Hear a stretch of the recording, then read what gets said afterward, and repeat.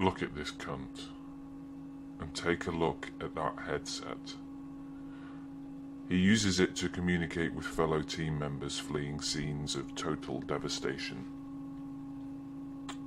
Sometimes when listless and mirror-staringly lonely, he'll gaze into the eyes of his avatar who looks like him, who returns the gaze, and in the uncanny valley of that spell, a flash flood of mortgage payments and baby photos drowns us all.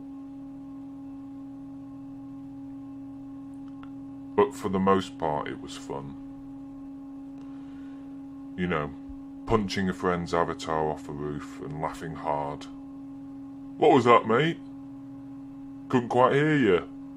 Which was ironic really, because he bought the headset precisely for its auditory quality. Loading screen, your mum insults. Your mum is so fat we call her Higgs boson. This is his Friday night. Who is decoding this pathetic tableau? The spectre of things sings in its own ashes, but who has the ears to hear it? Entire churches built in the foundations of this space. He works as a cleaner now, in an elderly hospital ward in which he doesn't know their native language.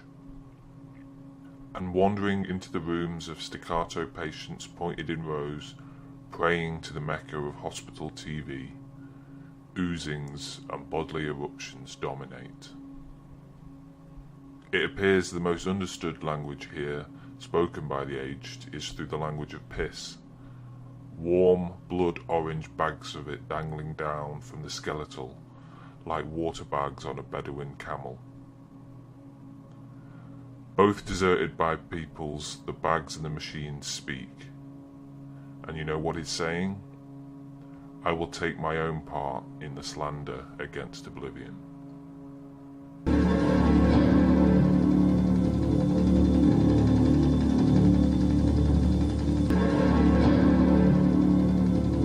Karen could not imagine who else was watching this.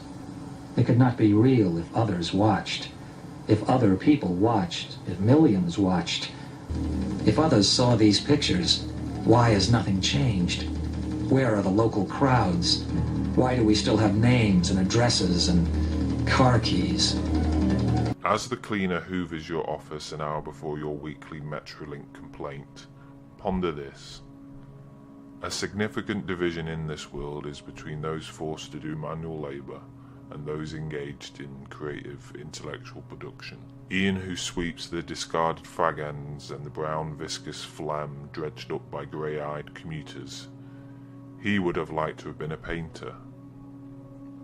Except poverty enjoys no such privileges, not even of choosing this or that fatigue for a living. Who can fight the world between 5 and 9? Which outcroppings of mind-flung portent jostle in the mop and the broom, scratching off hours like prisoners, surroundings forgotten in the intoxication of taverns and computer games. This is the battleground, not in the galleries and talks and exhibitions.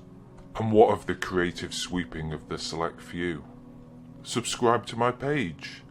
Can you donate to my friend 10k run fundraiser? 10k. 10,000 metres. I'd walk double that over the charred landscape of my father's post-retirement aspirations just to kneecap that prick. Sign this. Guess who? Northern Quarter Edition. Who hasn't snuck in Red Stripe to this gig? All you fucking cunts are pushed down and eliminated. Top 10 lists of e-petitions, your creative company that exists as a sort of perpetual bullshit machine, feeding and eating from the same trough.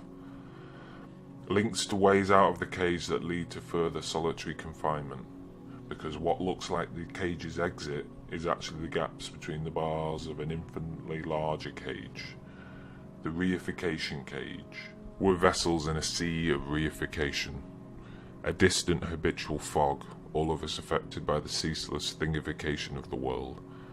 Reification is a general forgetting of the sum of relations that nurture creative engagement.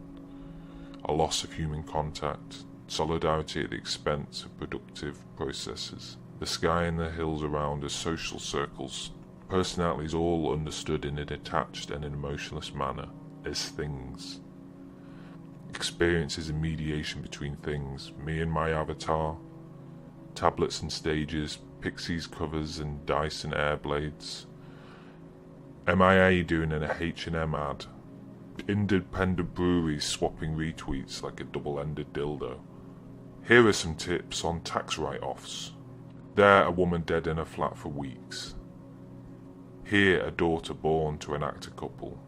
There, a rise in unemployment figures. What is foreground, what background, what important, what unimportant, what trend, what episode. Amazon Prime to bang my head on the ceiling of emancipation. It's all about the game within the game. If you're playing online with your mates, it's all about the game within the game. The game within the game is to keep you cool and not start freaking out, throwing stuff, screaming at your mates at the cunts who don't help, much like in real life. It's good practice. For example, Mark says this dead guy here is my dad. Starts batting him, sets him on fire, boots him up the arse, gets tortured and whatnot, but I say that's just a Friday night for him, the mad bastard, my dad is. But don't rise to it, retaliate, plant seeds, get him thinking he's losing it, he's imagining things, get him worked up, sweating and paranoid, daggers on all corners, get him flinching at shower curtains in real life, get his wife worried, calling relatives, ringing support lines, get him section-like, get him released all medicated up in a daze where the soul fogs over and virtuality and actuality blur to form forests of confusion. Get him setting himself on fire, picking at himself with an old box cutter, and then gouting. You've lost the game within the game, mate. You've lost the game within the game. This one's for my dad. The Federation of Artists Manifesto at the Paris Commune, 1871. We will work cooperatively towards our regeneration, for the birth of communal luxury, future splendours, and the universal republic. Some fucking scale to all this. Some sort of pan back from your ironic karaoke session. See that glass collector from the stage, do you? Yeah, her. Yeah, she's fed up. On any given clear night here in Namsos, you can look up and contemplate Andromeda as a tiny speck of final restitution. Our demise a pixel in vastness. A pinprick to make DNA shiver and moons cower. Andromeda's thought, it all matters, from the chewing gum and gravel to the orbit's currents. To whose contemplate do we turn cameras and easels to? The landscapes, old backdrops, redundant too, recurring unchanged as if they had inhabited another medium than the dry pilgrims shored up on them. Blind moil in the earth's snap cast up in an eyeblink between becoming and done. I am, an artifact of prior races. The lone, disaffected gunman is probably living on the edge of selfhood, dangling, thin-boundaried, not fully formed. His own fictions, his plots, schemes, his fantasies tend to narrow the world, reduce the world, in some cases, to two people, just him in his sixth-floor perch, and the charismatic leader riding by in the blue limousine. Kana, the hero, lives a kind of third-person existence, as an ideal figure made up of images, media messages. He's image-haunted. He constantly reinvents himself through film and television, from the person he is to the person he would be. This is what Media America promises, access to our desires, to our invented selves.